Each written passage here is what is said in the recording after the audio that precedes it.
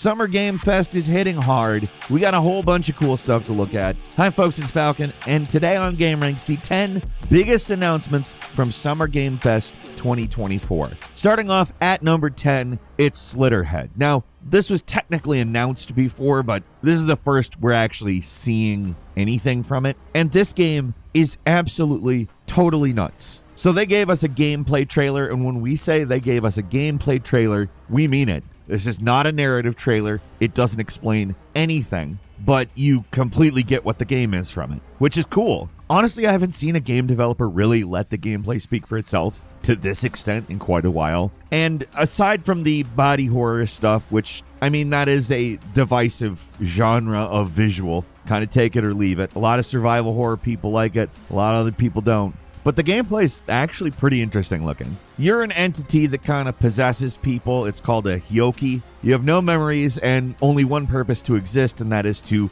well, slitterheads, monsters that are disguised as humans. Honestly, it looks absolutely insane. I get the basic premise, but I have a feeling it's going to go a lot further. It's going to land on PlayStation, Xbox, and PC on November 8th, and I think it looks like a pretty sweet game. At number 9 is Phantom Blade Zero, which is just an absolutely gorgeous, really cool combination of kind of what looks like a Ninja Gaiden with a Souls-like. Like, it's definitely got the speed of a Ninja Gaiden, but watching the combat, you just pick up the little Souls things. But it is a very strikingly unique visual style. I really like what Phantom Blade Zero looks like, and it apparently has its roots in a 13-year-old Chinese-only RPG Maker game called Rainblood that they're calling this a spiritual rebirth of, which I don't know exactly what that means. I've never played Rainblood. I'm not Chinese. The suspicions can be put to rest. I can confirm I am not Chinese. This is the first time we're seeing real gameplay from this game, and it is slick. Honestly, like, we've seen tons of striking imagery from it, but this is good looking stuff. I really want to play this game. It makes me want to know everything about their little RPG Maker game from over a decade ago. And it's awesome that they went from that to this. This is crazy. Look at this. We don't have a release date, but it's coming to PS5 and PC.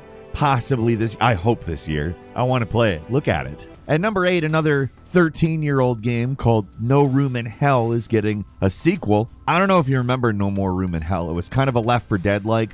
Started out as a mod for Source Engine, and they're doing some interesting stuff with this one. So it's going to be 8-player co-op. You can definitely see the Left 4 Dead elements that are retained here, but it's going to actually play out like an extraction shooter. It does look a little bit like they want to go survival horror route a little bit too. The original oriented itself a little bit less towards combat than Left 4 Dead. Not that you didn't, get into zombie horde fights, but you could sometimes avoid it, and that would be better. It looks like they're going a little bit further in that direction, again, without losing the Left 4 Dead type genre influence, but they're trying to implement some inventory management stuff that I like. I like that idea in this genre. It looks like they're trying to build on the original game and kind of incorporate stuff from a fairly wide array of influences. Well, if you look at the game, it's very clearly what it is. I like that. I like that it's retaining its identity and it's experimenting some. I think there's some potential here. No More Room in Hell 2 is going to enter early access on Steam in October.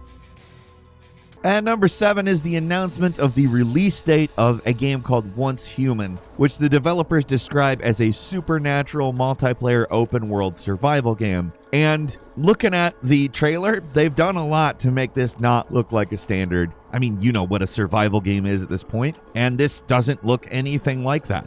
I'm sure it will play a lot like those things, but the world that they've built here is very interesting. Humanity built these beacons that summoned something called stardust to the Earth, which essentially made everything go absolutely nuts. Kind of reminds me of Annihilation, but like the entire world is like it now, and it's a survival game in that situation. I like it. I don't know exactly to what extent there's a story, but it appears there is one. There has been a closed beta of this game. There are some reports of the gameplay. There's a sanity meter, for instance. But we now know that the game is landing July 9th on Steam and Epic Games Store.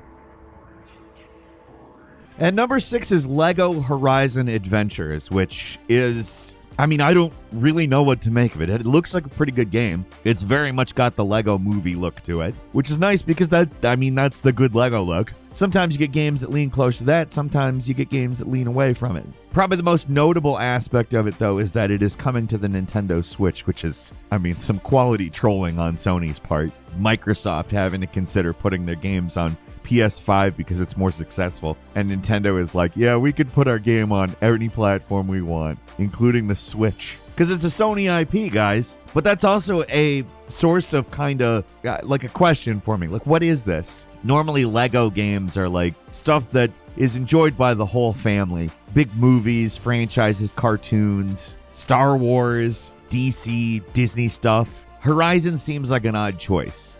That said, it is a choice that I think lends itself quite well. The dinosaurs look cool as hell as Legos. It's something that looks to me like it's probably going to be a good game. And I have a little bit of hope for in terms of like impact because although, again, it seems like a little bit of a left field choice, but the dinosaurs look cool as hell as Legos. It's coming to PC, PS5, and Switch during the holiday season. Moving on to number 5, it's Alan Wake's Night Springs, which we didn't have a release date for, but we got an announcement, and it's now. It's available now. I am absolutely 100% excited for Night Springs. As you recall, I really liked Alan Wake 2, and playing as Jesse Faden in an Alan Wake scenario. The protagonist from Control. Control, easily my favorite Remedy game, and that's a tough order to fill because they're easily one of my favorite developers. But we get an episode as Rose, which looks hilarious. Her ongoing narration to me sounds like it's going to be an absolute riot, and I would love to see things from her perspective as somebody who is a little off. And then also Tim Breaker, who seems like he may be breaking some quantums during the course of this story. This is something I really am excited to play. It is absolutely what I am doing today, period. It's available anywhere you can get Alan Wake 2, so if you're interested, I would say head in that direction ASAP. If you've already got the Alan Wake Deluxe Edition, you just get it. If not, it's $16 to upgrade. It's on sale right now. It's normally $20, so now's the time.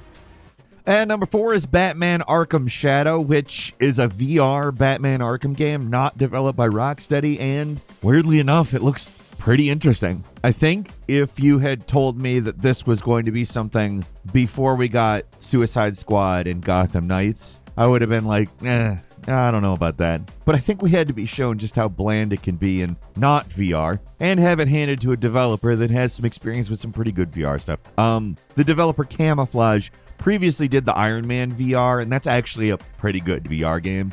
A lot of these franchises you would think would immediately lend themselves to VR. They're kind of power fantasies, and that's something that VR should excel at. But honestly, it seems like it's a little harder to grasp. And in all honesty, it seems like a lot of missed opportunities with superhero stuff on VR other than the Iron Man game. So I'm pretty happy, honestly, to see Camouflage taking the reins on this one. I think they could possibly do a pretty good job. That, and it looks kind of like Arkhamish plus rat hordes. I don't know if they're going to be rat tidal waves like A Plague Tale or its sequel, but the teaser trailer actually does give me the vibe. There's a scene where there was a bunch of rats, and I think playing as Batman in that situation in VR actually might work. I'm excited to see where this goes, honestly. Arkham Shadow is landing on Meta Quest 3 exclusively in the fall. And number 3 is Harry Potter Quidditch Champions. The answer to the question of why is there no Quidditch in Hogwarts Legends has finally been revealed. It's because there was going to be a Quidditch game. I feel like I said something like that was possible at some point, but I can't verify that. Honestly, it looks like it could be a lot of fun. It could be single player, it can be multiplayer. It's got a bit of a Fortnite-y looking aesthetic, and I don't mind that because it's purely a Quidditch game. Having visually distinct characters and objectives is definitely a plus when you got a fast-moving game like Quidditch. Honestly, I'm not the biggest Harry Potter fan, but I did actually really like Harry Potter Quidditch World Cup, the 2003 game for the PS2, which actually doesn't look entirely unlike this game. Obviously, Fortnite wasn't a thing, but also the visuals really aren't that big of a jump in terms of style. I don't know. I think this is going to be fun. Probably a good game to play with the family or the kids, or, you know, if you just like Harry Potter. It's coming to the PlayStation, the Xbox Series, and PC on September 3rd. And number 2 is New World Aeternum, a game that makes very specific people turn their ears immediately by including an orchestral Pixies Where Is My Mind for the trailer. I can pick that song out in pretty much any arrangement after 4 notes. And it's an interesting looking game. I haven't really played a whole lot of Amazon's New World. It is, I guess, a new version of that. Part expansion, part it's the first version of the game that will be on consoles. New World was a pretty big hit when it came out. It's been kind of quiet lately, though. And honestly, I think it's going to be an interesting thing to see if they kind of turn it into a thing again with this. Because I think expanding to other platforms is a very good idea, and it could potentially bring in a much larger number of concurrent players, which would, of course, help the game pretty significantly. I mean, it's kind of a boss battles or a PvP type game. I don't, like I said, have a ton of experience with it. I've played it a little. It's fun. And Aeternum is coming to PS5, Xbox Series, and, of course, Steam on October 15th. If you already have New World and the Rise of the Angry Earth expansion, you get this just free, so that's cool. And finally, number 1, the big one, Civilization 7. It has been 8 years since Civilization 6, which still blows my mind. I remember it like it's recent, and I think a lot of that can probably be attributed to the fact that a lot of people played Civilization 6 and then moved back to Civilization 5, and then back to Civilization 6 as they continued to update the game. Like, it is a game that definitely got better through the years, and they announced Civilization 7. It's not going to be a fundamentally different game. You know what Civilization is. It's a 4X game. You build a civilization. It involves both diplomacy and military might. Basically plays out as an RTS and a city builder. Now, we didn't really get a lot of information on Civilization 7, other than we know it's coming in 2025, and they're going to showcase the gameplay in August, but we know for sure it's coming, and if you like Civilization, that's great news. That's also all I got for you today. Leave us a comment, let us know what you think. If you like this video, click like. If you're not subscribed, now's a great time to do so. We upload brand new videos every day of the week. Best way to see them first is, of course, a subscription, so click subscribe. Don't forget to enable notifications, and as always, we thank you very much for watching this video. I'm Falcon. You can follow me on Twitter @FalconTheHero. We'll see you next time right here on gameranx.